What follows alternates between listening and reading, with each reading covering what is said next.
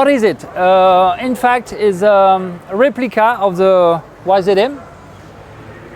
Because when I was 20, I fell in love with this bike, and at this time I would like to buy the production bike from Yamaha, but unfortunately they never produce it. So I continued to ride on the 250, and one day when I was 45, I was looking about the pictures just here under of this bike, and I decided to build it. And at the beginning I thought it must be easier. I thought I need 2 years to build it, but in fact it was more than 4 years. The choice of the engine is easy to understand. In fact, I need an engine easy to find some spare parts, because I ride this bike almost every week, you know. So liquid cooled engine doesn't exist from Yamaha. Or you can use an old 490 engine with a kind of liquid kit, but that's not really good. And to find the spare parts, it's quite impossible. So the choice of the Honda engine is easy. For the YZM, the important is the visual identity, you know. And the visual identity is in fact the tank, the airbox, the shape of the exhaust, and these two. So, and the frame. But I wanted to have a 250 geometry because the 500 is too big for me. So I take 2 pictures from the right side and the left side, and I start to draw the bike with the engine inside, and after it must be evident to build the frame around the engine. And at the beginning I made some parts in wood before aluminium to check all the dimension, and after I start to build the frame in aluminium. It was difficult because I did not know how to weld aluminium at the beginning. So I built some tools, and I train again until the day I weld the frame.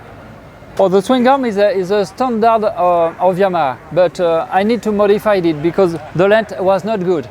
And after I modified the length, this dimension was not good.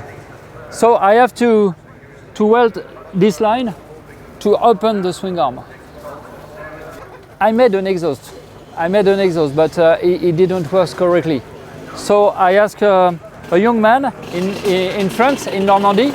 He's called Maxime Barret, and he built this exhaust for me with the special characteristic of the engine. Oh, the airbox is handmade too.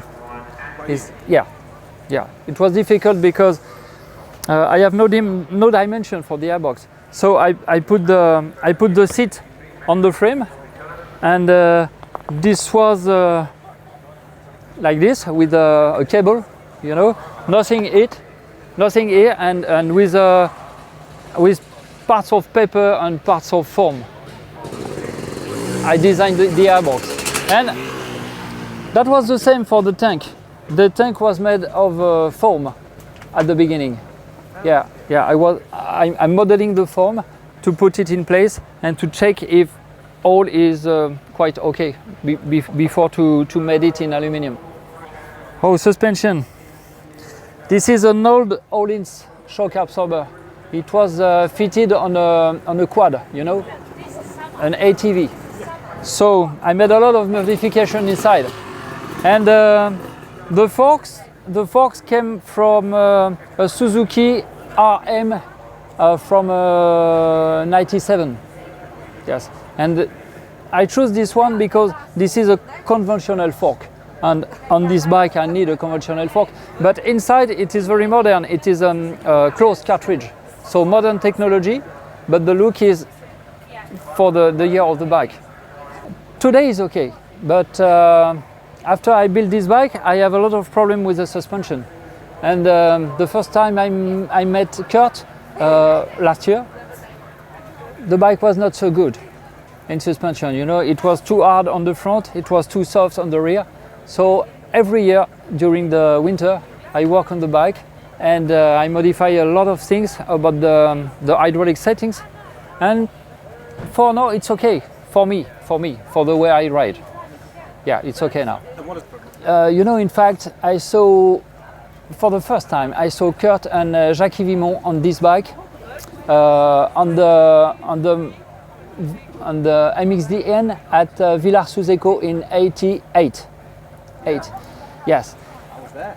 Yes, and that was the year I fall in love with this bike. Yeah. So, yes, today, for me, Farleigh Castle, for my level, it is the best race I can do.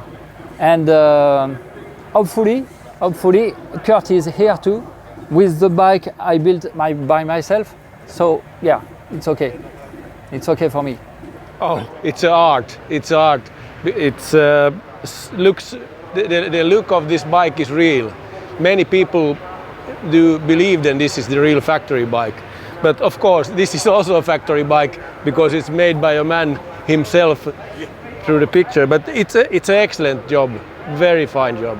It was in that days it was much different comparing to the other bikes with the steel frame, because the aluminium frame made the bike very much more stiff. So the flexibility what the steel frames had in these days, that was gone on that bike.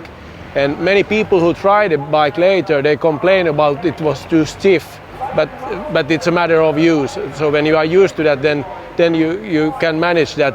And these days the bikes are in about the same stiff, so it was ahead of the time that time.